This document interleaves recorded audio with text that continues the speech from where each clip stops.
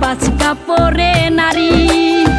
দুই দিনের এই দুনিয়াতে কিসের বাহাদুরি। জীবনের ওই প্রথম গোসল হইছে অন্যের হাতে, মরার পরেও শেষ গোসলটাও হইব অন্যের হাতে।